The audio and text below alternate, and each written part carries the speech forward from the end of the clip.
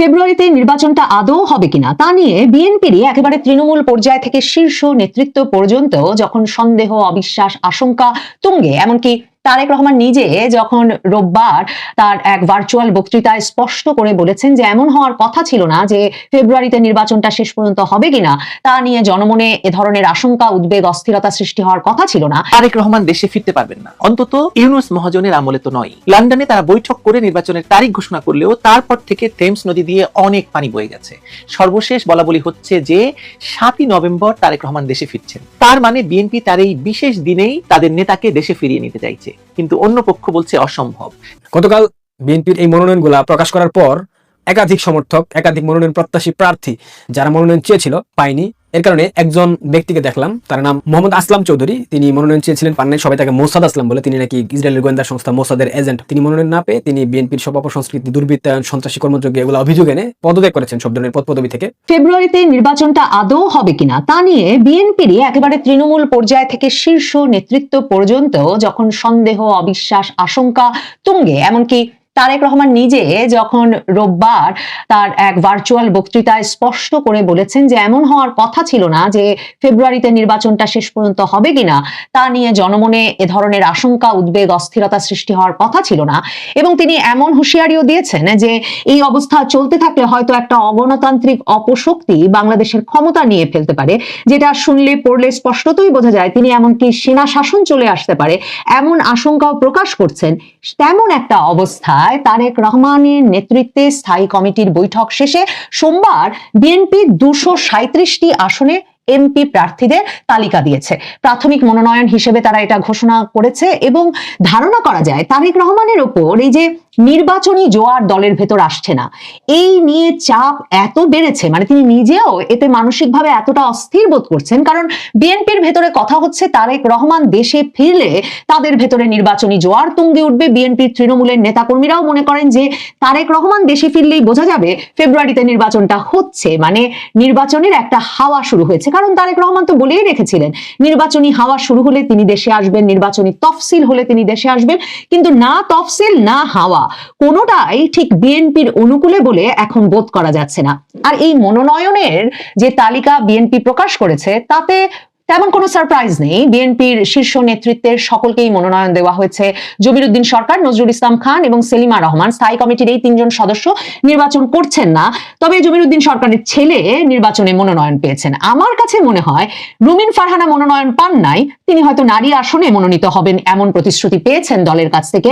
কিংবা অ্যাডভোকেট ফজলুর রহমান কিশোরগঞ্জে মুক্তিযুদ্ধের পক্ষে কথা বলার জন্য কিশোরগঞ্জের যেই বিএনপি নেতাকে তার জেলা কমিটি থেকে সদস্য পদ স্থগিত করা হয়েছিল, সেই অ্যাডভোকেট ফজলুর রহমান আবার মনোনয়ন পেয়েছেন বিএনপির এই তালিকায়। এগুলো নিয়ে আলোচনা হচ্ছে বটে, কিন্তু আমার মনে হয় সবচেয়ে বড় সারপ্রাইজ এখানে হচ্ছে এটা যে খালেদা জিয়া, বেগম খালেদা জিয়া তিনটি আসন থেকে নির্বাচন করছেন, আর তারেক রহমান একটি আসনে তার প্রার্থিতা ঘোষণা করেছেন। বগুড়া 6 আসন থেকে লড়বেন বেগম খালেদা জিয়া পুত্র তারেক রহমান। বিএনপির ভারপ্রাপ্ত চেয়ারম্যান তারেক রহমানের জন্য এটাই হবে প্রথম কোন নির্বাচনী প্রতিদ্বন্দ্বিতার ঘটনা। খালেদা জিয়া 3টি আসনে নির্বাচনে প্রতিদ্বন্দ্বিতা করবেন, এটা আমার কাছে সবচেয়ে তাৎপর্যপূর্ণ এই কারণে যে ভেবে দেখুন যে অক্টোবরের শুরুতে তারেক রহমান তার এই 17 বছরের প্রবাস জীবনের মধ্যে প্রথমবারের মতো কোনো সংবাদ মাধ্যমের সামনে প্রশ্নোত্তরে সাক্ষাৎকার দিলেন। বিবিসি বাংলার কাছে দেওয়া সেই সাক্ষাৎকারে প্রথম বিবিসি বাংলাকে এমন প্রশ্ন করতে দেখা গেল তারেক রহমানকে যে আপনি কি নির্বাচনে অংশ নেবেন দেশে ফিরে এসে। তিনি বেশ কয়েকটি প্রশ্নে বারবার প্রশ্ন করে, প্রশ্নের পিঠে প্রশ্ন করে বিবিসি বাংলাকে এই খবর বের করে আনতে হলো যে তিনি বললেন যে তিনি রাজনীতির মানুষ, কাজেই তার প্রত্যাশা থাকবে যে তিনি দেশে ফিরতে পারবেন এবং দেশে ফিরে নির্বাচনে অংশ নিতে পারবেন। বিবিসি বাংলার সেই সাক্ষাৎকারটি দেওয়ার মূল উদ্দেশ্য কি ছিল তা বুঝতে হলে ওই প্রশ্নটির দিকে নজর করতে হবে, যেই প্রশ্নে বিবিসি বাংলা তাকে জিজ্ঞেস করেন যে আপনি কি তাহলে পরবর্তী প্রধানমন্ত্রী হতে যাচ্ছেন। তারেক রহমান তখন অত্যন্ত বিনয়ের সঙ্গে উত্তর দেন, দল চাইলে নিশ্চয়ই তিনি এই দায়িত্ব নিতে পারেন, মানে তিনি হতে পারেন বিএনপির পরবর্তী প্রধানমন্ত্রী। কিন্তু তারেক রহমানকে বিএনপির পরবর্তী প্রধানমন্ত্রী হিসেবে প্রচারণায় যেমন বিএনপির তৃণমূল থেকে শুরু করে স্থায়ী কমিটির সদস্যবৃন্দ কারো মধ্যে কোনো আগ্রহ দেখা যায় না, যে কারণে বিএনপির এখনো ভারপ্রাপ্ত চেয়ারম্যান হয়ে থাকতে হচ্ছে তারেক রহমানকে। তারেক রহমান ওই সাক্ষাৎকারে তার মা খালেদা জিয়া নির্বাচনে অংশ নেবেন কিনা এমন প্রশ্নের উত্তরে তার খালেদা জিয়া কতটা অসুস্থ সেটা তুলে ধরে তিনি বলেন যে তার শরীর যদি অনুমোদন করে, স্বাস্থ্য যদি ভালো থাকে, তার পরামর্শেই নিশ্চয়ই বিএনপি দল হিসেবে নির্বাচনে অংশ নেবে। তারেক রহমান তথা তারেক জিয়া দেশে ফিরতে পারেন। এই দিনটি বিএনপি রাজনীতিতে একটি গুরুত্বপূর্ণ দিন এবং এই দিনটি বিএনপি বিপ্লব এবং সংহতি দিবস হিসেবে পালন করে। কিন্তু বাংলাদেশের রাজনীতিতে এই দিনটিকে সৈনিক হত্যা দিবস হিসেবেও পালিত হয়, প্রমাণিত হয়েছে। কারণ এই দিনটিতে 1975 সালে কর্নেল তাহের জিয়াউর রহমানকে মুক্ত করে তার ক্ষমতা দখলের পথ পরিষ্কার করে দেন। কিন্তু ক্ষমতায় গিয়ে জেনারেল জিয়া তাহেরকে ফাঁসিতে চড়ান। ঠিক একই পরিস্থিতি বিরাজ করছে বাংলাদেশের বর্তমান রাজনীতিতে। লক্ষ্য করুন, 1975 সালের 15ই আগস্ট যেমন বঙ্গবন্ধু শেখ মুজিবুর রহমানের পরিবারকে সপরিবারে হত্যা করে একদল সেনা কর্মকর্তা ক্ষমতা দখল করে আগস্ট থেকে নভেম্বর পর্যন্ত ক্ষমতা নিয়ে নানা ধরনের খেলাধুলা করতে থাকে। 90 দিনের নবাবি পায় খন্দকার মুশতাক। অপরদিকে 2024 সালে শেখ হাসিনার সাংবিধানিক সরকারকে ভয়ঙ্কর সন্ত্রাসের মাধ্যমে উৎখাত করে ক্ষমতা তুলে নেয় একদল সন্ত্রাসী। তারা ইউনূসকে মুশতাকের মতো বসায়। তাদের উদ্দেশ্য ছিল বঙ্গবন্ধুর মতো শেখ হাসিনাকেও সপরিবারে খুন করার। তারা সেটা পারেনি। 1975 সালে জিয়াউর রহমান যেমন নিজে কুতে অংশ নেননি ঠিকই, কিন্তু পেছন থেকে কুচক্রীদের সঙ্গে হাত মিলিয়েছিলেন। বিএনপি এবারও তেমনি জুলাই সন্ত্রাসীদের মদদ দিয়েছে, ক্ষমতারও ভাগ পেয়েছে, সরাসরি অংশ নেয়নি। 1975 সালের 7ই নভেম্বর বিএনপির প্রতিষ্ঠাতা রাষ্ট্রপতি এবং অবৈধভাবে ক্ষমতা দখলকারী জিয়াউর রহমান রাষ্ট্র ক্ষমতা পুরোপুরি নিজের দখলে নিয়ে আসেন। এবারও বিএনপি মনে করছে যে তারা ডক্টর ইউনূসের হাত থেকে একটি তথাকথিত নির্বাচনের মাধ্যমে ক্ষমতার দণ্ডটি দিয়ে নেবে। এসব নিয়েই বিগত 1 বছরেরও বেশি সময় ধরে ইউনূস সরকারের সঙ্গে বিএনপি আঘাত করে চলেছে। কিন্তু শেষ দিকে এসে জুলাই সনদ নিয়ে বিএনপি এবং ইউনূস সরকার এবং তার সঙ্গী জামায়াত এনসিপির সঙ্গে বিএনপির দ্বন্দ্ব ভয়ঙ্কর অবস্থায় পড়েছে এবং মনে হচ্ছে যে যে কোনো মুহূর্তে বিএনপিকে বাদ দিয়ে ইউনূস, জামায়াত, এনসিপি মিলে একটি গণভোট অনুষ্ঠান করে সংবিধান বাদ দিয়ে রাষ্ট্র ক্ষমতার পুরোপুরি দখল নিয়ে নিতে পারে। এমন অবস্থায় অনেকেই মনে করছেন যে 7ই নভেম্বর তারেক রহমানের দেশে ফেরাটা সম্ভব হলে ইউনূস, জামায়াত, এনসিপি সে কাজটি করতে পারবে না। আর যেহেতু 7ই নভেম্বর বিএনপির কাছে খুব গুরুত্বপূর্ণ, সেহেতু সেদিন তারেক রহমান ফিরলে তাদের বিজয় আর কেউ ঠেকিয়ে রাখতে পারবে না। কিন্তু অনেক বিশ্লেষকই বলছেন যে তারেক রহমান 7ই নভেম্বর ফিরতে পারবেন না। ইউনূস, জামায়াত, এনসিপি মিলে তাকে ফিরতে দেবে না। আমিও মনে করি যে তারেক রহমানের ফেরা হবে না বাংলাদেশে। আর বাংলাদেশের রাজনীতিতে বিএনপির অবস্থা দিন দিন আরো ভয়ঙ্কর হতে থাকবে, কথা আমি বহুদিন ধরে বলে আসছি। যদি না এর মাঝখানে আরো বড় কোনো ঘটনা ঘটে যায়। এই ভূমিকার পরে আমার বক্তব্যের যুক্তি দেওয়ার জন্য আমি যা বলতে চাই তা হলো, বিএনপি ভেবেছিল যে তারা ইউনূসকে ম্যানেজ করে ফেলতে পারবে। এখন বিষয়টা আরেকটু খোলাসা করি তাহলে। বিএনপি আসলে বলেছে না প্রতারিত হয়েছে, তারা প্রতারিত হয়নি। তারা জানতো ইউনূস সরকার কি নিয়ে খেলছে, কারা স্ক্রিপ্ট লিখছে এবং সেই স্ক্রিপ্টে তাদের নিজেদের ভূমিকা কি। রাজনৈতিক থিয়েটারে বিএনপি সবসময় দর্শকের ভান করে থাকে বটে, কিন্তু মঞ্চের নিচে থেকেই তারা সংলাপ ফিস ফিস করে বলে যায়। ইউনূস সরকারের সঙ্গে তাদের আঘাত ছিল কৌশলগত, কিন্তু সেই কৌশল এখন তাদেরই গলায় দড়ি হয়ে গেছে। বিএনপির যে অ্যাকচুয়াল চরিত্র সেটা বাংলাদেশের মানুষের সামনে উঠে আসবার জন্য খুব বেশি প্রয়োজন ছিল। 2001 থেকে 2006 দুর্নীতিতে 5 বার চ্যাম্পিয়ন হয়েছিল বিএনপি। এই চ্যাম্পিয়ন দলের তৎকালীন সময়ে যারা নেতাকর্মী ছিল বর্তমানেও কিন্তু তারাই আছে এবং তারাই কিন্তু আগামী দিনে বিএনপি ক্ষমতায় আসলে রাষ্ট্রীয় দায়িত্বভার গ্রহণ করে দেশ পরিচালনা করবে। সেই 21 আগস্ট গ্র্যান্ড হামলার যে আসামি লুৎফরজামান বাবর, তাকেও বিএনপি মনোনয়ন প্রদান করেছে নেত্রকোনা 4 আসন থেকে। এইরকম অসংখ্য অপতৎপরতাকারী, এইরকম অসংখ্য সন্ত্রাসী জঙ্গি টাইপের নেতাদেরকে বিএনপি গতকাল 232টা আসনে মনোনয়ন প্রাথমিক তালিকা দিয়েছে, সেখানে আছে। অন্যদিকে রুহুল কবির রেজভির মতো ব্যক্তি মনোনয়ন তালিকার মধ্যে নাই, ব্যারিস্টার রুমিন ফারহানা নাই, নীলুফার ইয়াসমিন মনি নাই। এটা নিয়ে আমি একটা ভিডিও বানিয়েছি। এই যে বিষয়গুলা হচ্ছে মনোনয়ন নিয়ে, এটাতে বিশাল মেসাকার সৃষ্টি হয় বাংলাদেশ। একটু ব্যাখ্যা দিই আপনাদেরকে। তার আগে বলেনি, আমাদের গুলাম মৌলা রনি, তাকেও কিন্তু বিএনপি পটুয়াখালী থেকে মনোনয়ন দেয় নাই, ওইখানে খালি রেখেছে, সম্ভবত নুরুল হক নূরকে দেওয়া হবে গণ অধিকার পরিষদের। বিএনপি যে মনোনয়ন প্রদান করেছে, প্রাথমিক একটা তালিকা করেছে, এটা হয়তো বা টাকা পয়সার লেনদেন বাকি আছে যাদের, তাদের নাম হয়তো বা রাখেনি। আবার এখান থেকে অনেক পরিবর্তন আসবে ভবিষ্যতে, সেটা আমরা জানি, নির্বাচনের আগে বা তফসিল ঘোষণার পূর্বে চলে আসবে সেই পরিবর্তন। এই যে 17 বছর বিএনপি ক্ষমতার বাইরে ছিল, এই 17 বছরে কিন্তু বিএনপির একাধিক প্রার্থী তারা কিন্তু দাঁড়িয়ে গেছে। এখন একটা আসনে যদি 5 জন প্রার্থী থাকে, 5 জনকে তো মনোনয়ন দেওয়া সম্ভব না, সেখান থেকে একজনকে বেছে নিতে হবে।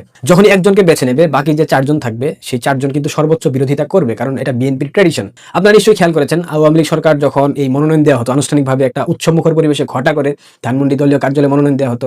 আপনারা দেখেছেন আওয়ামী লীগের মনোনয়ন একজনকে দেওয়া হয়েছে, তার বিরোধী প্রার্থী রাস্তাঘাটে গ্যাঞ্জাম করেছে, হামলা করেছে, ঘরবাড়ি পুড়িয়ে দিয়েছে, রাস্তায় টায়ার জ্বালিয়ে বিক্ষোভ করেছে, কিংবা দলের কেন্দ্রীয় নেতাদের বিরুদ্ধে হাইকমান্ডের যাদেরকে বলা হয় তাদের বিরুদ্ধে অশ্লীল অশ্রাব্য ভাষায় স্লোগান দিয়েছে। দেখেছেন? বলতে পারবেন? কোনো একটা নজির দেখাতে পারবেন না। আমি খুব করে চাই এই প্রজন্ম জানুক বিএনপির অ্যাকচুয়াল চরিত্রটা আসলে কি।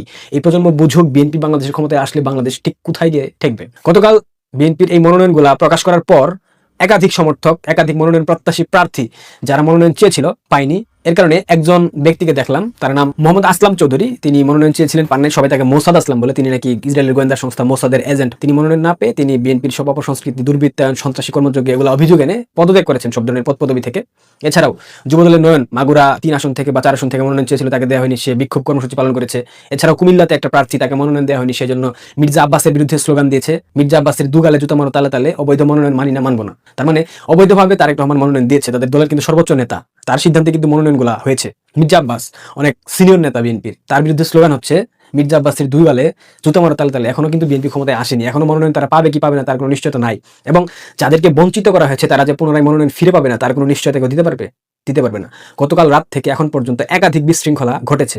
রাজধানী ঢাকা সহ দেশের বিভিন্ন প্রান্তে মনোনয়ন বঞ্চিতরা রাস্তায় টায়ার জ্বালিয়ে, গাড়ি জ্বালিয়ে বিক্ষোভ কর্মসূচি পালন করেছে। মূল প্রসঙ্গে আসি, এই যে এখনো ক্ষমতায় আসে নাই, আসার আগেই যে আগুন সন্ত্রাসের রাজনীতি তারা শুরু করে দিয়েছে, আসার আগেই তারা মানুষের গাড়িতে আগুন লাগিয়ে প্রতিবাদ জানাচ্ছে, আসার আগেই তারা মানুষের জনজীবনে দুর্ভোগ সৃষ্টি করতেছে, রাস্তা বন্ধ করে দিয়ে যুবদলের নয়ন আসার আগেই হুঁশিয়ারি দিচ্ছে, হুমকি ধামকি দিচ্ছে। তাহলে বিএনপি যদি আনুষ্ঠানিকভাবে ক্ষমতায় আসে এবং তাদের যে চরিত্র, তারা কি করতে পারে আপনারা জাস্ট চিন্তা করেন। তারা এখনো আনুষ্ঠানিকভাবে ক্ষমতায় আসে নাই, তাতেই বাংলাদেশটাকে চাঁদাবাজির স্বর্গ রাজ্য বানিয়ে ফেলেছে। বাংলাদেশের প্রত্যেকটা সেক্টরে প্রতিনিয়ত যে পরিমাণ চাঁদাবাজি হচ্ছে, এটা ইতিহাস ব্রেক করে ফেলেছে। স্বাধীনতা পরবর্তী ইতিহাসে বাংলাদেশে কখনো এইভাবে চাঁদাবাজি হয়নি। এমনকি 2001 থেকে 2006 বিএনপি যে ক্ষমতায় ছিল, তৎকালীন সময়েও তারা এইভাবে চাঁদাবাজি করতে পারে না, যেটা 2024-এর 5 আগস্টের পর থেকে করছে। কারণ 17 বছর থেকে তারা না খাওয়া। তাদের একাধিক নেতা বলেছে, আমাদের নেতাকর্মীরা 17 বছর ক্ষমতার বাইরে ছিল, তাদেরকে নির্যাতন নিপীড়ন শিকার হতে হয়েছে, তারা একটু চাঁদাবাজি করবে, এটা নিয়ে আমি বিশেষ কিছু বলবো না। মানে চিন্তা করেন, বিএনপির হাইকমান্ডের একজন নেতা যখন এভাবে কথা বলবে, তার মানে সে আলটিমেটলি চাঁদাবাজির লাইসেন্স দিয়ে দিল। এবং বিএনপি নেতাকর্মীরা, তৃণমূলের যারা আছে, তারাও ঠিক সেম কাজটাই করতেছে, তাদের নেতা নির্দেশনা মোতাবেক তারা চাঁদাবাজি করতেছে। গতকাল রাত থেকে এখন পর্যন্ত অসংখ্য পত্রিকার হেডলাইন আপনারা যদি খেয়াল করেন দেখবেন, আমি অনেকগুলো ভিডিও পেয়েছি, বাট কপিরাইট ক্লেমের জন্য দেখাতে পারতেছি না। গতকাল রাত থেকে তারা যে ধরনের বিশৃঙ্খলা সারা দেশব্যাপী বিভিন্ন প্রান্তে করেছে, তার মানে যখন নির্বাচন আরো ঘনিয়ে আসবে, নির্বাচনের সময় আরো কাছে আসবে, তখন কিন্তু এইটার মাত্রা বেড়ে যাবে। কারণ তখন আরো যারা মনোনয়ন প্রত্যাশী ছিল, এখন আশায় বুক বেঁধে আছে যে তারা মনোনয়ন পাবে। যখন তারা পাবে না, তখন একটা আসনে 2 থেকে 3টা প্রার্থী যখন বিক্ষোভ করবে, যখন ঝামেলা সৃষ্টি করবে, তখন কি বাংলাদেশে নির্বাচনের পরিবেশ থাকবে আদৌ? বিএনপির হাইকমান্ড কি এগুলা বুঝতে পারছে যে যত মনোনয়ন আগে দেওয়া হবে এবং যত আবুল তাবুল লোককে মনোনয়ন দেওয়া হবে, আবুল তাবুল বলতে বিএনপি সবই তো আবুল তাবুল, এখানে আমি ওইরকম ভাবে কাউকে মিন করি না। এই যে বিশৃঙ্খলার দিকে বাংলাদেশটা আগাচ্ছে নির্বাচন কেন্দ্রিক, এই বিশৃঙ্খলা দেখে ডক্টর মোহাম্মদ ইউনূস নির্বাচন দেবে? আপনাদের কি তাই মনে হয়? এই জন্যই বারবার বলি, বিএনপি একটা আপাদমস্তক বোকাচুদাদের সংগঠন। এইখানে কোনো বুদ্ধিবৃত্তিক, মেধাভিত্তিক চর্চা নাই, এইখানে কোনো প্রজ্ঞাবান নেতা নেই, যেগুলো আছে সব বোগাস। ওই লন্ডন থেকে যে ওহি নাজির হয় বাংলাদেশে পল্টনে, লন্ডন থেকে ওহি আসে পল্টনে, আর পল্টনের সেই ওই চলে যায় দেশের বিভিন্ন প্রান্তে, চাঁদাবাজি করো, ঠিকঠাক মতো কমিশন দাও, এটাই।